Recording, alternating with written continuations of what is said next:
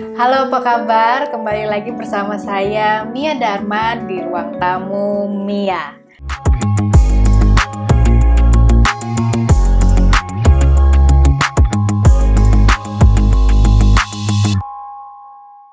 Saya berharap kita semua masih semangat ya dan bahagia pastinya, harus itu.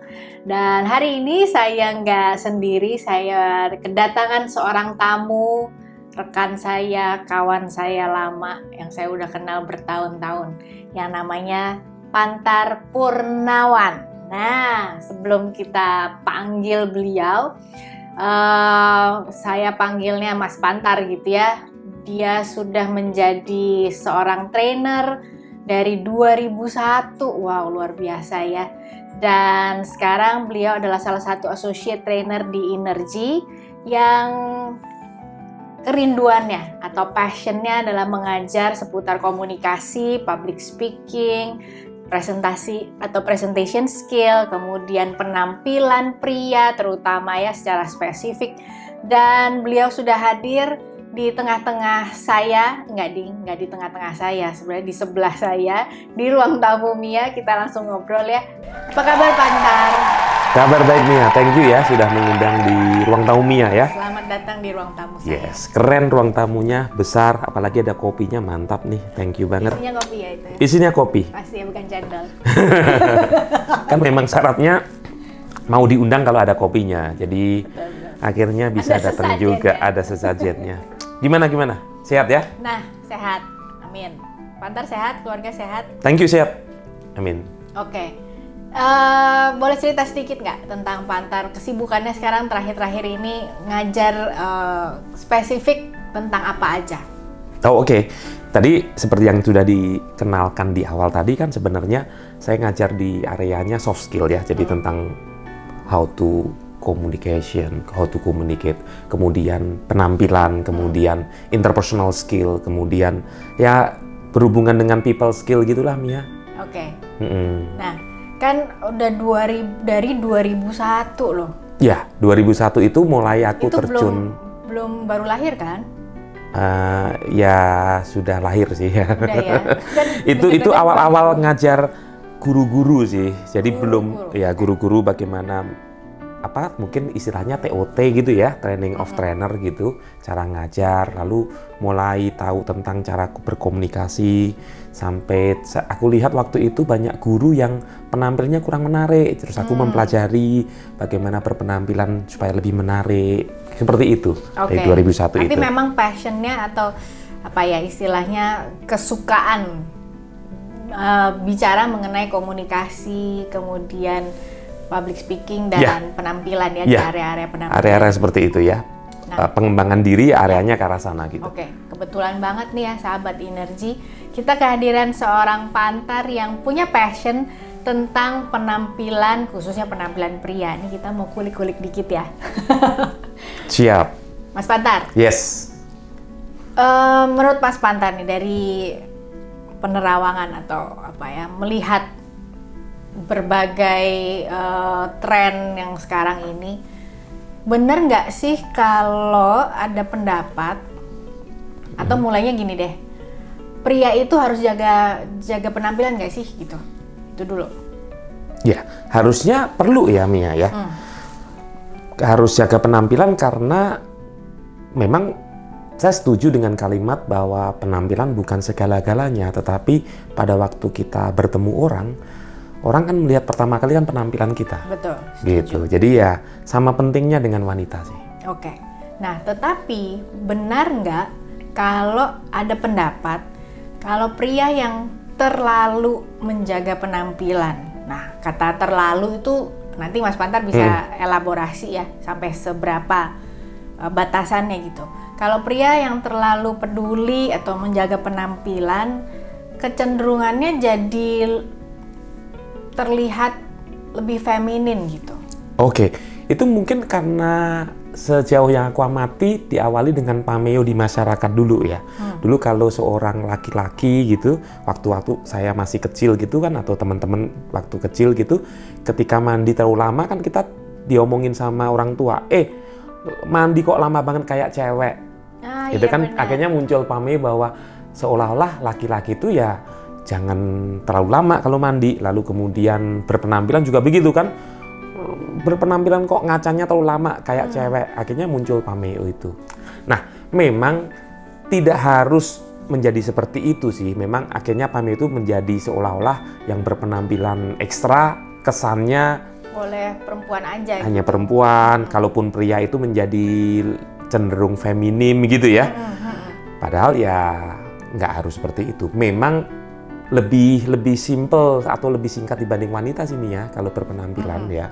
Mungkin tapi, karena rambutnya juga jauh lebih pendek. Betul, ya, rambut jauh lebih pendek, terus aksesoris dalam wajahnya nggak seperti wanita kali ya. Kalau wanita kan mungkin harus eyeshadow, betul, lipstick. Pria nggak pakai lipstick, mungkin kalaupun beberapa yang bibirnya pecah-pecah mungkin ya tambahin lip gloss begitu aja. So very simple itu. Tapi ya tadi anggapan itu muncul karena mungkin ya pameo di masyarakat tadi terlalu lama kesannya jadi feminim. Padahal gitu. Sebenarnya nggak apa-apa juga ya. Nggak apa-apa. Oke.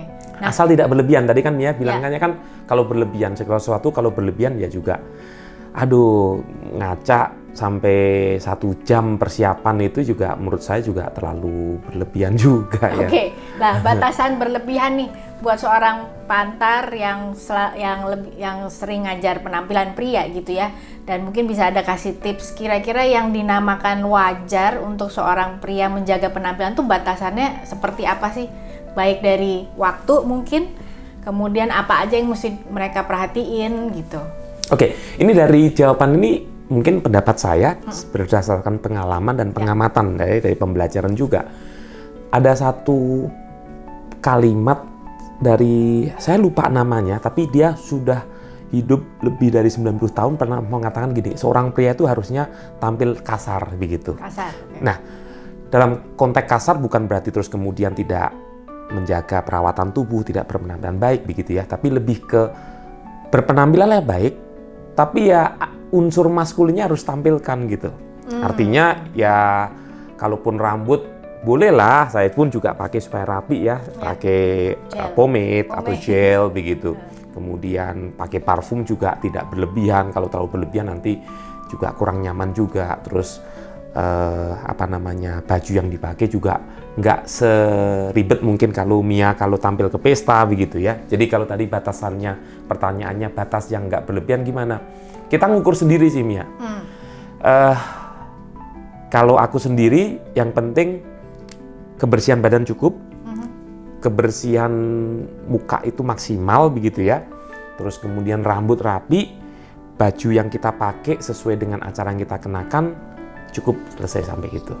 Jadi kalaupun bercermin ya cukup 1-2 kali rapi, pas, selesai. Nah, ya rapi itu kan rapi, bersih, oke kita ngerti kali ya, bersih, rapi, kemudian wangi gitu ya. Tetapi kalau di penampilan perempuan atau wanita kan memang seperti tadi Mas Pantar bilang bahwa kita itu wanita kan lebih ribet ya. Lebih ribet nih, namanya wanita, kalau nggak ribet bukan wanita.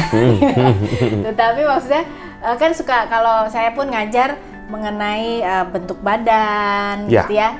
Nah sebenarnya kalau pria kan juga punya tipe-tipe bentuk badan yang tertentu gitu. Nah kira-kira untuk seorang pria perlu nggak sih dia at least memahami bentuk badannya seperti apa, kemudian jadi dia pilih bajunya itu sesuai? Ya, perlu belajar itu. Atau kalau ya kali kayak praktisnya gini, betul cowok itu kan lebih nggak suka yang ribet ya. Kalau wanita sampai mempelajari gitu, pria juga ada sebenarnya teorinya. Cuman bagi teman-teman pria di sana yang barangkali nggak mau ribet, gini simpelnya adalah ketika kita memakai kemeja atau apapun yang kita pakai, yang penting itu bisa menutupi kelemahan kita gitu, bagian dari kelemahan kita. Contoh kalau kelemahannya itu bagian perut sudah nggak six pack tapi one pack begitu, family pack begitu. Ngomong-ngomong family pack yang paling banyak dicari wanita loh Mia ya, gitu ya? Dari beberapa survei ya. Untung saya udah family pack. Jadi kalau seperti itu, ya kalau mau belajar bentuk tubuhnya sih boleh seperti yang tadi Mia sampaikan. Tapi kalau yang mau praktisnya, yang penting ketika pakai kemeja nggak menekan di bagian perut sehingga memberi kesan perutnya jadi kemana-mana gitu kan, melebar gitu kan. Istilah tuh. Apa itu? Mentetet, nggak boleh mentetet. Istilah apa itu ya? bahasa Perancis atau Belgia itu? Perancis. Perancis ya, Metetet itu kayak gitu ya, sesek. Yes, sesak gitu. Yang penting begitu. Terus kalau dia misalkan dia tidak terlalu tinggi, ya jangan pakai yang gede-gede, nanti kesannya kan kayak apa ya? Tenggelam ya. Tenggelam begitu ya. Pakai jas juga yang pas ukurannya, di sini ukuran.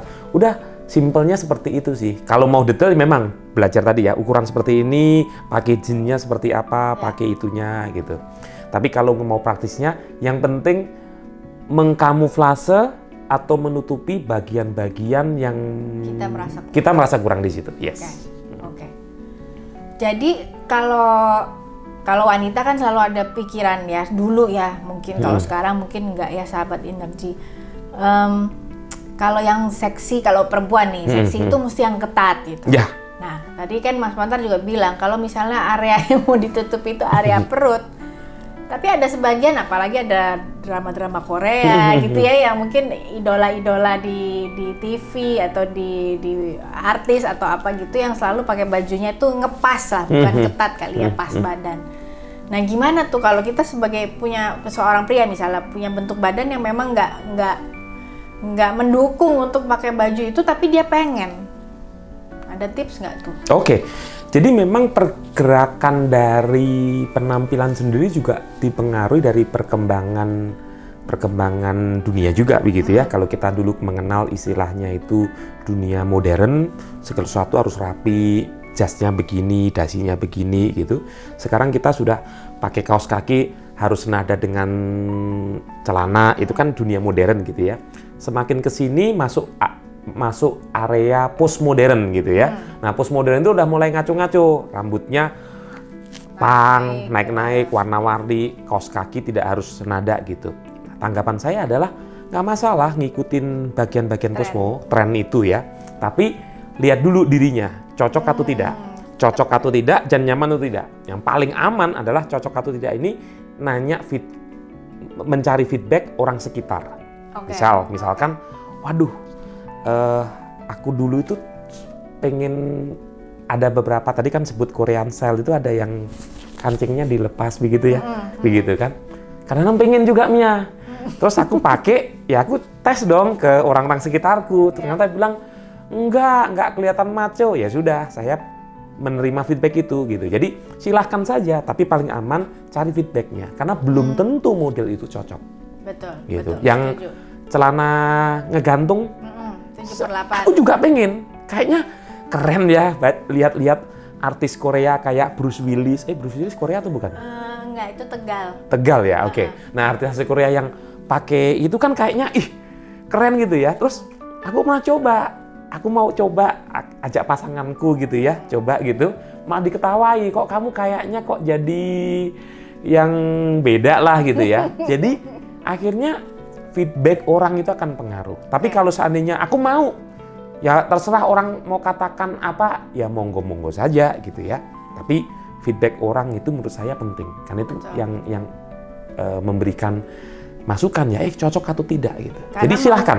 Karena mau nggak mau kan kita hidup juga di lingkungan sosial ya. Yes. Yang istilahnya yang kalau saya tuh punya pikiran gini.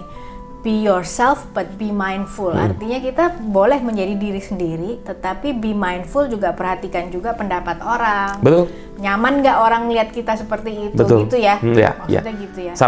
Selain nyaman orang seperti itu juga, kita mau kemana gitu kan? Kalau kita kerjanya di Amigos, tahu Amigos ya, agak minggir kot sedikit gitu ya. Mungkin kita kerja pakai sandal jepit, mungkin nggak masalah, pakai baju mungkin nggak dinilai, tapi ketika kita ke komunitas atau pekerjaan yang memang mengharuskan penampilannya baik begitu, ya ngikutin kira-kira di komunitas tersebut gayanya bagaimana gitu. Intinya feedback itu harus penting, memperhatikan, nggak sekedar berpenampilan tuh kayak ya suka-suka saya dong, begitu.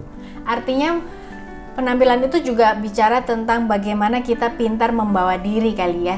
Betul. Jadi itu tadi, kalau saya itu inget tadi pas Mas Pantar cerita, inget bapak saya dulu kecil ngajarin gini, kamu tuh jadi orang harus bisa bawa diri. Istilahnya kalau itu konteksnya makanan, diajak makan di pinggir jalan, di warung pinggir jalan bisa, nggak kagok. Tetapi begitu kayak misalnya diundang acara makan di sebuah hotel berbintang 5, kamu juga harus bisa, nggak kagok juga, nggak kamu seupai istilahnya gitu ya, harus bisa gitu. Jadi sama halnya kayaknya dari penjelasan Mas Pantar tadi, harus pinter bawa diri dalam hal penampilan. Bener. Gitu ya. Kalau kita kerjanya atau misalnya ketemu orang dengan atau klien gitu ya, yang mungkin kliennya di pasar tradisional gitu ya, kita gitu juga jangan datang pakai jas, kaget juga gitu kan. Malah jadi awasin aneh. Kayak aneh ya, betul. Tapi di satu sisi kalau kita ada acara atau ketemu klien di gedung-gedung, gedung-gedung bertingkat dan lain sebagainya, mungkin kita juga harus menyesuaikan diri gitu ya. Iya, betul. Nah, yang tadi Mia bilang nasihat Papa Mia yang bicara harus bisa menempatkan diri seperti itu ya, soal makanan ya. Jadi lapar gitu Mia ya. Cuman bukan mau laparnya sih sebenarnya, tapi gini. Itu menarik soal penampilan Mia. Jadi ada satu nasihat yang orang tua saya, bukan orang tua saya tapi senior begitu ya. Pernah makan gini. Kalau kita makan, sesuaikan porsi. Maksudnya ketika saya diundang makan Mia suka makan pedes, saya nggak suka makan pedes, ya jangan dong. Atau ada makanan-makanan yang memang pantangan bagi saya, nggak usah ngikutin. Tapi ya kita nggak perlu kagok, kita sesuai dengan porsi. Jadi kalau kita makan ikutin perut kita. Tapi ketika kita berpenampilan, ikutin siapa yang mau kita temui, ya seimbangin. Karena berpenampilan baik itu bukan bicara tentang ria atau pamer, tapi bagi saya melatih anak saya berpenampilan baik. Karena apa? Itu bagian dari bentuk menghormati orang lain. Menghormati, respect orang lain. Yes, setuju banget, luar biasa. Nah sekarang nih tips terakhir nih yang saya mau kulik dari Mas Pantar. Ini kan mungkin sebagian dari sahabat Energi juga yang nontonin kita nih, udah ada yang kembali ke kantor bekerjanya ya. Betul. Tetapi mungkin masih ada yang policy yang masih bekerja dari rumah. Nah, kira-kira sebagai seorang pria penampilan, dari hal penampilan, apa sih yang bisa dikasih tips buat mereka untuk masih online nih, atau meeting online, virtual, masih kerja dari rumah? Kalau perempuan kan saya selalu bilang, jangan ya dasteran terus walaupun kerja dari rumah gitu ya, tetap seolah-olah kayak ya bekerja, karena konteksnya adalah kerja, working from home. Nah, kalau Mas Pantar kasih tipsnya apa tuh buat para pria?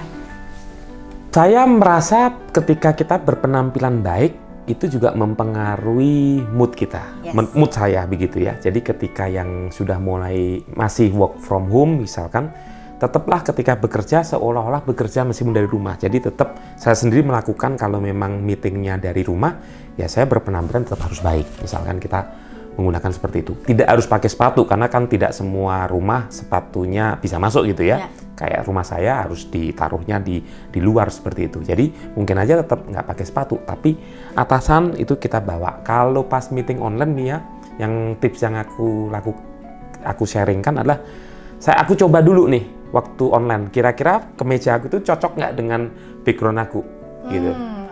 Ya kan, kalau misalkan ternyata teman-teman itu bisa, ya rame, wah mungkin aku pakai satu deh warna hitam atau warna putih, atau seperti yang Mia pakai seperti itu, satu warna gitu. Karena itu mempengaruhi yang teorinya Profesor Albert Mehrabian ya, teman-teman ruang tamu Mia pasti mungkin pernah diajarkan juga, bahwa 55% impresi orang itu kan dari yang terlihat, dari visual kan. Jadi ketika meeting online ya perhatikan visualnya, perhatikan. Bahkan, tapi ini antar areanya debatable sih ya. Ini hanya pendapat saya. Kalau bisa meskipun atasnya rapi, bawahnya tetap rapi, Mia. Kan ada beberapa orang, woi rapi, bawahnya cuma celana pendek begitu kan? Ya, iya betul. Kadang-kadang lupa lebih dari itu, karena kalau saya memilih enggak, kenapa? Itu mempengaruhi mood. Mempengaruhi mood ya. Jadi good, you feel good. Yes, betul. Jadi ketika pakai itu akan mempengaruhi mood, ya udah keren. Itu tips kalau untuk bekerja dari rumah ya, online. Kalau tips untuk bekerjanya ke kantor, perhatikan kantornya seperti apa, lingkungannya, kulturnya seperti apa. Ikutin itu dulu, lalu sesuaikan dengan diri kita. Cocok atau tidak yang tadi kita bahas ya, apakah kita memakai celana ngegantung itu cocok buat karakter kita, baju yang ketat itu cocok dengan karakter kita gitu. Nah, yang perlu diperhatikan juga yang tidak kalah harus kita perhatikan kebersihannya, Mia. Kebersihan. Ya, kebersihan badan, kebersihan baju, semuanya. Jangan sampai wah sudah rapi, tapi setiap kali kita berbicara kita harus tutup hidung kok klien. Nah, bau. Ya meskipun sekarang sih aman ya kan pakai masker Pakai ya. masker. Jadi dia sendiri yang cium. Dia cium sendiri. Tapi kan sekitar Benar, ini ya betul, kebersihan. Nah, tip yang terakhir itu simple tapi ini yang ngajarin bapak saya almarhum ya. Jadi bapak saya itu meskipun guru yang sederhana sekali di kampung, dia ngajari waktu itu penampilan tuh mulai dari sepatu. Jadi bapak saya itu melatih sebelum berangkat ngajar itu selalu nyemir sepatu. Gitu. Jadi mengkilap. Nah, belakangan saya mempelajari ternyata katanya karakter orang juga bisa dilihat dari kebersihan sepatu. Nah, saya membiasakan itu. Ya. Kalaupun mungkin baju saya biasa, tapi sepatu harus bersih. Bersih. Sebelum berangkat saya sikat. Hari ini saya pakai sneaker, sampai rumah nanti saya pasti semprot pakai cairan khusus begitu ya, semprot sebelum saya taruh. Nah, itu menjadi kebiasaan. Jadi kata kuncinya lihat kepekaan sekitar, lalu sesuaikan dengan diri kita, lalu mulai lakukan hal-hal yang baik untuk kebiasaan. Contoh misalkan tentang kebersihan sepatu. Ya. Contoh misalkan, oh iya, aku mau merapikan tentang rambut gitu ya. Oh, aku ketika berpenampilan itu bagian dari menghormati orang lain, itu jadikan jadi kebiasaan. Ya, betul. Itu sih tipsnya sih. Oke, jangan sampai bulu hidung gambreng gitu. Yes, betul. Yang kecil-kecil tapi kan Bener. ganggu bener. ya gitu. Bulu hidung kalau wanita Bulu yang hidung biasa itu habis makan ada merah-merah di gigi. Gigi, Itu kita sela-sela rasa gigi. mau ngomong, aduh rasanya nggak suka, enak ya. gitu kan. Ternyata hal kecil juga ngaruh. Yes. Wow, luar Gitu. biasa. Nah, Thank sepatu you. tuh penting tuh, kecil tapi Benar, penting. sepatu aku setuju. Selalu ngelihatnya juga sepatu orang karena melihat bahwa orang ini bersih atau perhatiin detail nggak sih orangnya tuh detail nggak gitu Iya. ya. Iya. Oke. Wow, thank you banget Mas Pantar. Sama-sama, Dan Mia. sahabat Energi, nantikan juga nanti tips-tips berikutnya kita undang lagi Mas Pantar hadir karena beliau ini jago dalam mengajarkan public speaking, terutama ya buat para sahabat Energi yang masih bergumul atau kesulitan ya. Kita semua ini punya pasti ya kesulitan ngomong depan umum. Nah, ini jagonya nih Mas Pantar dan dia juga jago sulap. Jadi kalau tiba-tiba dia hilang, ya. Tapi segmen berikutnya nggak ngomongin sulap lah ya. Nggak ngomongin Yang lain sulap. ya. Oke, siap. Ngomongin apa ya? Nanti kita diskusikan dulu. Oke, thank you banget ya Mas Yes. Pantar ya. Sampai ketemu lagi. Sama-sama. Oke. Thank you, Mia. Terima kasih sahabat Energi sudah menemani kita, saya dan Mas Pantar berbicara atau berbincang-bincang santai mengenai penampilan pria. Jangan lupa tipsnya tadi langsung dipraktekin dan sampai ketemu lagi di ruang tamu Mia berikutnya. Dah.